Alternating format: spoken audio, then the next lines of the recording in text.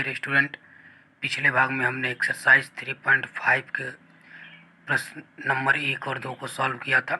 इसमें हमने बच्चे गुणन विधि का प्रयोग किया था। आज के इस भाग में हम इसके आगे के क्वेश्चंस को सॉल्व करेंगे। तो क्वेश्चन नंबर 3 है कि निम्न रैखिक समीकरणों के युग्म को प्रतिस्थापन एवं बच्चे गुणन विधियों से हल कीजिए। ये हमारे पास दो इक्वेशन है, इसको हमें प्रतिस्थापन और बच्चे गुणन दोनों से सॉल्व करना है। तो आइए शुरू करते हैं। पहले सॉल्व करते हैं प्रतिस्थापन विधि से, उसके बाद बच्चे गुणन विधि से सॉल्व करेंगे। तो प्रतिस्थापन में क्या करते हैं, हम किसी भी समीकरण से x या y किसी एक के मान निकालते हैं और उसको अगले वाले समीकरण में रख देते हैं, जिससे हमारा एक चर राशि की मान निकलती है। तो हमने यहाँ x का मान निकाल लिया है इक्वेशन नंबर 2 में। इसको हम पुट कर देंगे और इसको सॉल्व करेंगे।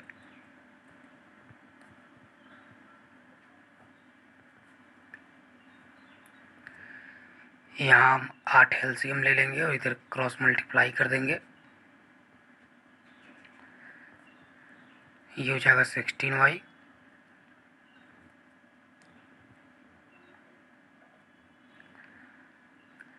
इसको हम उधर लेके जाते हैं। देखिए +16 -15 कितना हो जाएगा y, 32 - 27 कितना हो जाएगा 5। तो y की वैल्यू कितनी आ गई 5। अब इसको इक्वेशन 3 में यदि हम पुट करते तो x की वैल्यू फाइंड आउट हो जाएगी।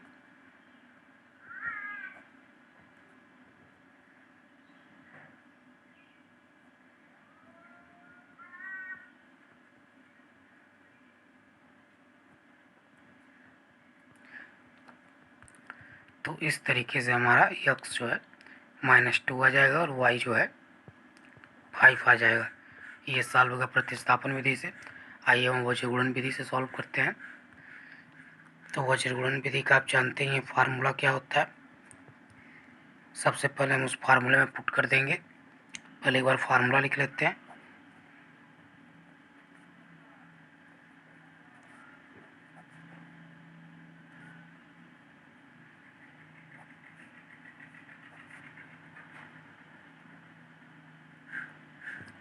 अब इस फार्मूले में यहाँ से वैल्यू कंपेयर करके रख लेते हैं।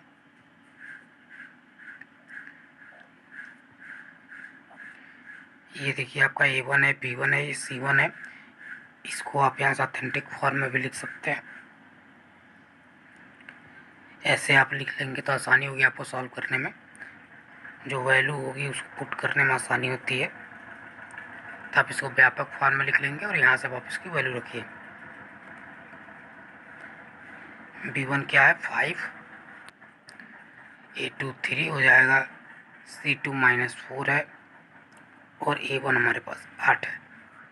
इस तरीके से हम सबकी वैल्यू पुट कर लेंगे।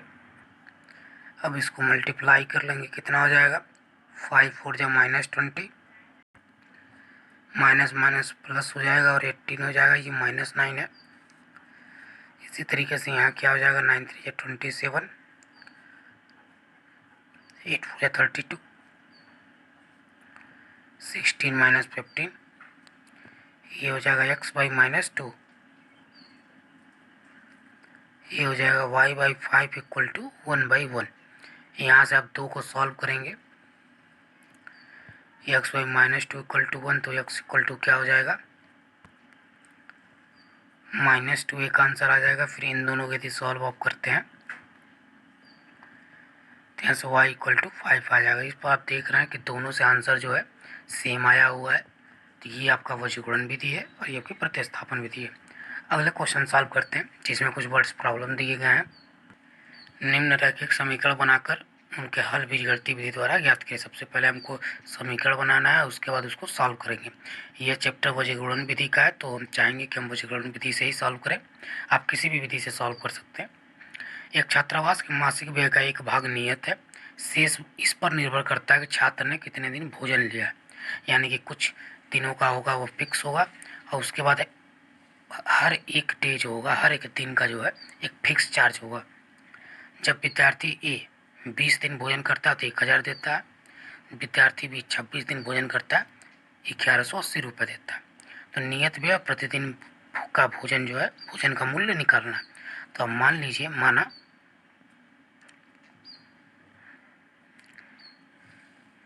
कि नियत व्यय जो है x रुपये है तथा प्रतिदिन भोजन का जो व्यय है वो y रुपये है। तो विद्यार्थी ए का जो है क्या हो जाएगा, विद्यार्थी ए के लिए देखिए फिक्स चार्ज x प्लस 20 दिन भोजन किया है तो 20 y बराबर 1000 रुपये। ये क्वेश्चन नंबर फर्स्ट।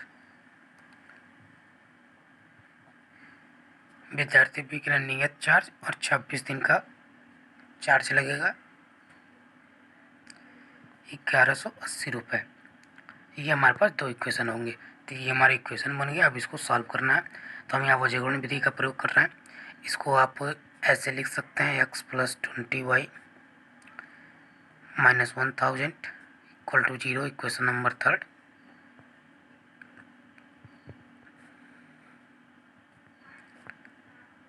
आप इसको ऐसे लिख लीजिए और यहाँ एक बार लिख लीजिए कि a1 equal to 1, b1 equal to 20, c1 equal to minus 1000।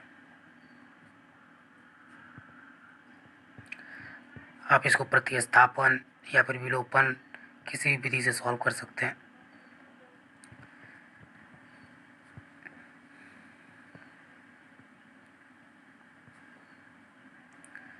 हम वजीकरण विधि से सॉल्व कर रहे हैं। इसका फार्मूला लिखते हैं।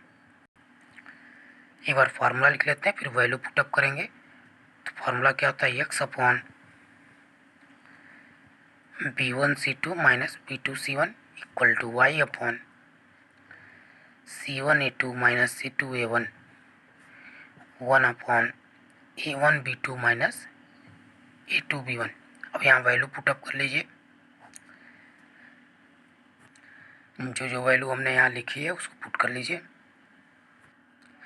अब इसका मल्टीप्लाई कर लेंगे तो क्या हो जाएगा, x अपॉन इसका मल्टीप्लाई कर लीजिए, ये माइनस आएगा और इसके माइनस माइनस प्लस हो जाएगा। तो इसका मल्टीप्लाई करेंगे 0 2 0 और इसका मल्टीप्लाई करेंगे कितना हो जाएगा 1 2 3 0 26। इसी तरीके से इसको भी सॉल्व कर लेंगे। Minus 1000 minus minus plus 1180 1/26 minus 20। अब हम इसको सब्ट्रैक्ट करेंगे तो क्या हो जाएगा, x अपॉन 2400 y अपॉन क्या हो जाएगा 180 और 1/6। अब यहाँ से इन दोनों को सॉल्व करेंगे x मिल जाएगा और इन दोनों को सॉल्व करेंगे y मिल जाएगा। तो यहाँ ये सॉल्व कर लेते हैं।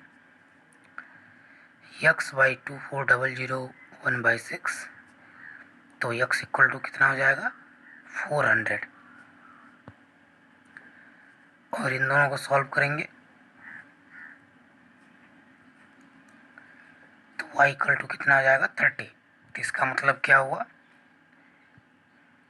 कि जो नियत व्यय है वो 400 रुपये है और उसके बाद प्रत्येक दिन का व्यय कितना हो जाएगा 30 रुपये। अब नेक्स्ट क्वेश्चन है, एक भिन्न 1/3 हो जाती है जब उसके अंश से 1 घटाया जाता है और 1/4 हो जाती है जब 8 जोड़ा जाता है। तो वो भिन्न ज्ञात करना है। तो मान लीजिए, माना भिन्न x/y है तो जो फर्स्ट कंडीशन है कि जब उसके अंश से 1 घटाते हैं तो हमारा इक्वेशन क्या हो जाएगा। आप इसको क्या लिख सकते हैं, x माइनस 1 मल्टीप्लाई बाई 4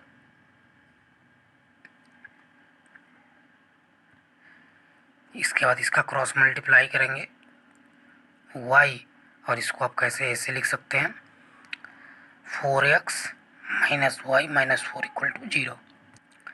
ये हमारा एक इक्वेशन बन जाएगा। सेकंड कंडीशन है कि जब हर में 8 जोड़ा जा रहा है।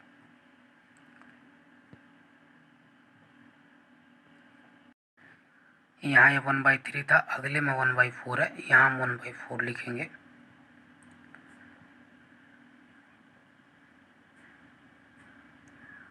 तो यहाँ से हमारा जो इक्वेशन बन जाएगा ये हो जाएगा इक्वेशन नंबर 2। अब यहाँ से बाई कंपेरिजन आप लिख लीजिए A1 = 3, क्योंकि हम वही गुण का प्रयोग करेंगे। आप और किसी भी विधि से कर सकते हैं जो आपको आसान लगे।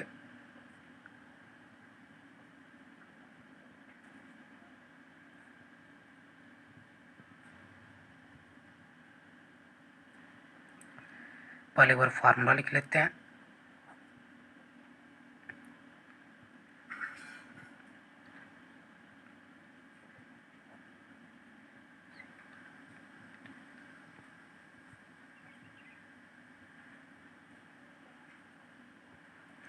अब जो वैल्यू हमने लिया है उसको पुट कर लेते हैं। B1 वैल्यू -1 है, C2 -8 है, B2 -1 है, यहाँ 2 बार माइनस है तो ब्रैकेट यूज कर ले रहा है, -3 y/C1 -3 4, C2 वैल्यू कितनी है -8 मल्टीप्लाई बाई A1 3,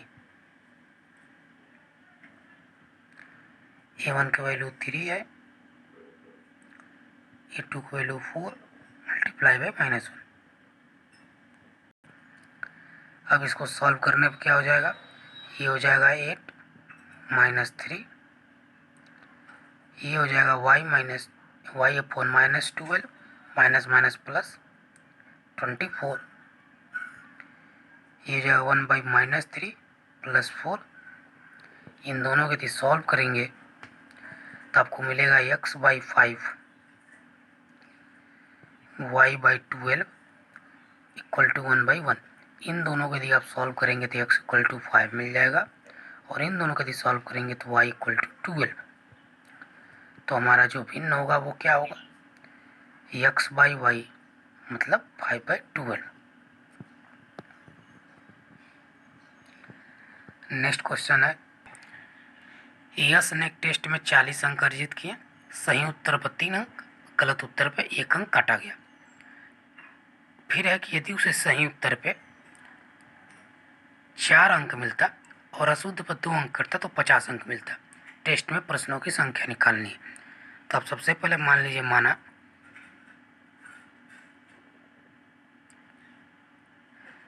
सही प्रश्नों की संख्या x, क्योंकि जो सही होंगे उसी पे सही उत्तर मिलेगा, जो गलत होंगे उसी पे काटा जाएगा, तथा गलत प्रश्नों की संख्या y। तो जो फर्स्ट कंडीशन है कि सही होगा तो 3 अंक मिलेंगे और गलत हुआ तो 1 अंक काटा जाएगा। तो मान लीजिए जैसे कि ये 1 अंक काटा जा रहा संख्या है y, तो 1 से गुणा कर देंगे और काटा जाता है तो नंबर आपका घटता है, तो -y। इक्वेशन नंबर फर्स्ट हो जाएगा। इसको हम ऐसे लिख लें। सेकेंड कंडीशन है कि यदि उसे 4 अंक सही मिलते और 2 अंक काटा जाता तो 50 हो जाते।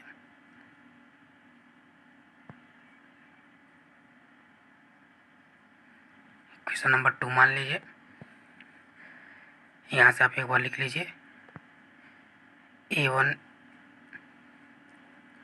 B1 C1 की वैल्यू, जिससे हमको वजीकरण विधि में वैल्यू पुटअप करने में आसानी होगी।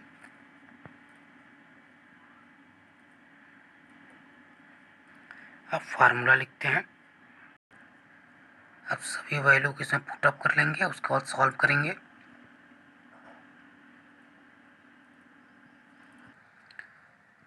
ये मैंने वैल्यू पुटअप कर लिया है। वैल्यू पुटअप करने में जब इसको सॉल्व करेंगे तो -+ और ये देखिए 42 या 80 -+ और ये वाला माइनस यहाँ है।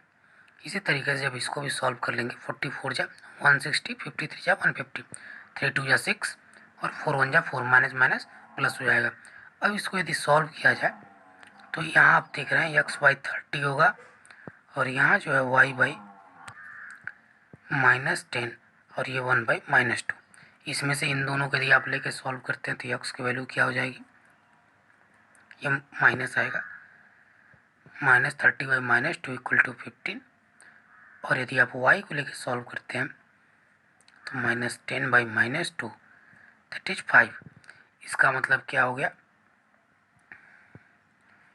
कि सही प्रश्न कितने थे 15 और गलत प्रश्न थे 5। तो कुल प्रश्नों की संख्या कितनी हो जाएगी 15 + 5 20।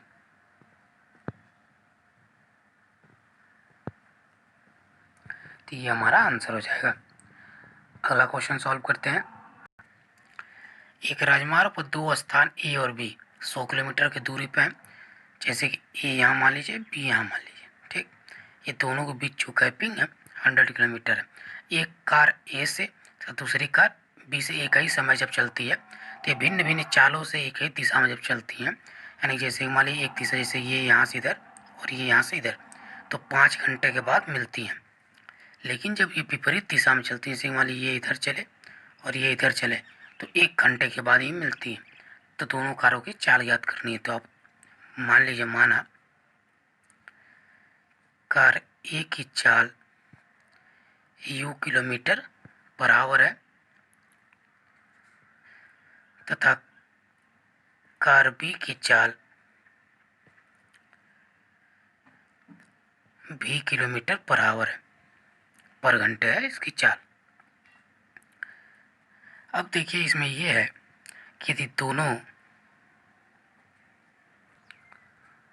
दोनों कारें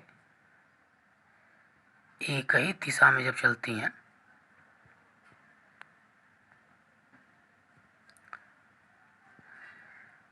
तो कारों का जो वेग होगा, कुल वेग, वो u + v kilometre per hour होगा। दोनों कारें जब विपरीत दिशा में चलेंगी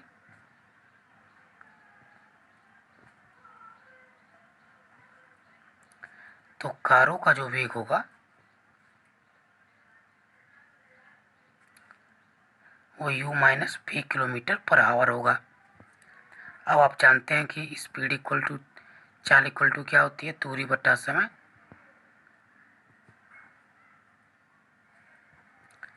तो यहाँ से देखिए, जब ये एक ही दिशा में चल रही है तो कितना टाइम लग रहा है, यहाँ 5 घंटे बाद दोनों मिल रही हैं। तो यहाँ 5 लिख देंगे और यहाँ स्पीड लिखेंगे तो क्या हो जाएगा u + v, तो दूरी।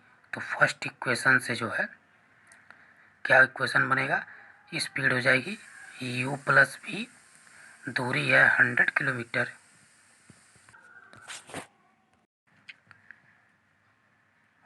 समय कितना था 5, तो ये कितना हो जाएगा 5u + v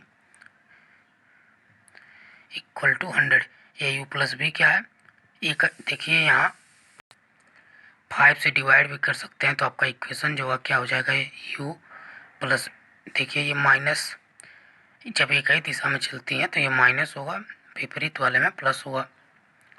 तो ये u - v = 20 आप लिख सकते हैं। इसको आप इक्वेशन नंबर फर्स्ट मानिए। सेकेंड वाले से क्या हो जाएगा कि जब दोनों कारें विपरीत में चल रही हैं तो चाल क्या है u + v, दूरी 100 है और मिल कितने समय पर है 1 घंटे। तो यहाँ से क्या हो जाएगा u + v = 100, इक्वेशन नंबर 2। अब इसको देखिए, हम यहाँ एलिमिनेशन मेथड जो हमारा है, विलोपन विधि से आसानी से सॉल्व कर सकते हैं, तो उसी का प्रयोग करते हैं। आप यहाँ लिखिए समीकरण 1 और समीकरण 2 को जोड़ने पे जैसे ही आप जोड़ेंगे -b कैंसिल, +b से कैंसिल हो जाएगा। 2u = 120, ये u है, तो u = कितना आ जाएगा 60। इसको इसमें पुट करेंगे तो v = कितना हो जाएगा 40। तो इसका मतलब कार ए हो गया 60 किलोमीटर पर आवर और कार बी का जो हो गया 40 किलोमीटर पर आवर। ये आप ध्यान रखिएगा, जब कोई भी दो कारें एक ही दिशा में चलती हैं तो u - v, और जब विपरीत में जब चलेंगी तो u + v होता है। यहाँ जैसे देख लीजिए, यहाँ यू है, यहाँ भी ये सेम डायरेक्शन है, तो आप यहाँ क्या लिखेंगे, u माइनस बी। ये दोनों का जो है विपरीत डायरेक्शन है, तो यहाँ हो जाएगा u प्लस बी। इस चैप्टर का आखिरी क्वेश्चन है कि एक आयत का क्षेत्रफल 9 वर्ग इकाई कम हो जाता है जब उसकी लंबाई 5 इकाई कम और चौड़ाई 3 इकाई बढ़ा देते हैं। जब लंबाई को 3 इकाई और चौड़ाई को 2 इकाई यानी दोनों बढ़ा रहे हैं, 67 वर्ग इकाई बढ़ जाता है। बीमाएँ ज्ञात करनी है, तो मान लीजिए माना आयत की बीमाएँ मतलब लंबाई और चौड़ाई फाइंड आउट करनी है।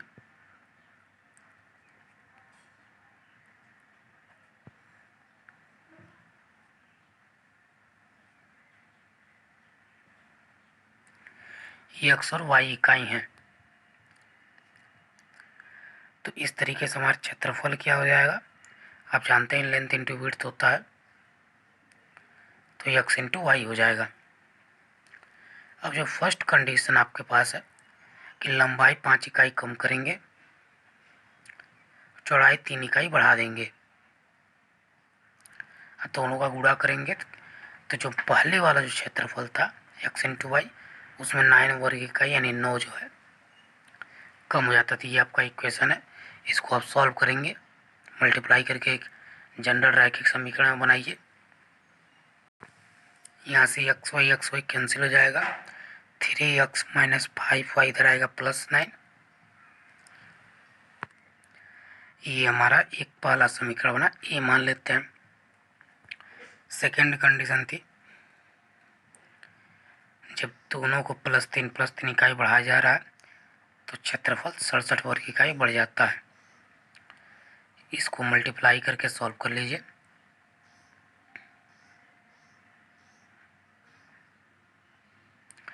ये कैंसिल हो जाएगा,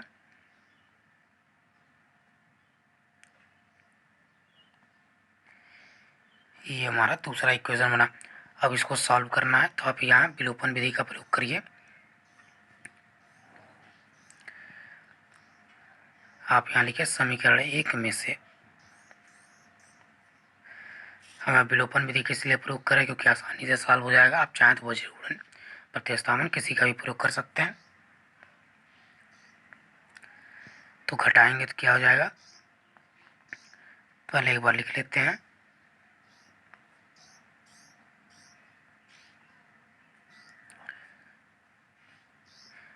ये देखिए कैंसिल हो जाएगा, -5 -3 कितना हो जाएगा, -8, और ये देखिए +58 और -6 कितना हो जाएगा, +52 इक्वल टू 0।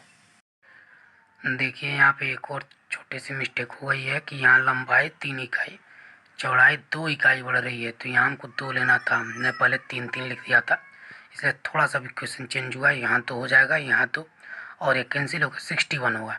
और जब ये 2 हो जाएगा तो देखिए ये हमारा डायरेक्ट घटेगा नहीं, तो हम क्या करेंगे, हम समीकरण 1 में 2 से गुणा कर दे रहे हैं, जिससे ये 6 हो जाएगा, और समीकरण 1 में 2 से, समीकरण 2 में 3 से, जिससे ये भी 6 हो जाएगा। तब उसके बाद यदि हम घटाएंगे तो हमारा यह आसानी से घट जाएगा। देखिए ये कैंसिल हो जाएगा, ये हो जाएगा -19y और ये हो जाएगा +171 इक्वल टू 0। अब यहाँ से y इक्वल टू सॉल्व करें तो -171, तो डिवाइड करने पर y आएगा 9, और समीकरण ये a है, और समीकरण इसको आप लिखिए समीकरण b। हमने इसका a नाम दिया, b नाम दिया। अब समीकरण a में रखने पर y का मान, तो आपका यहाँ से x मिल जाएगा,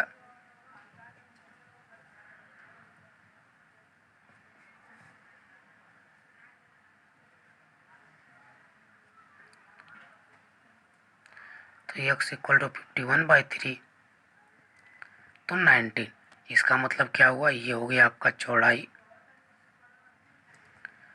और ये आपकी हो गई लंबाई।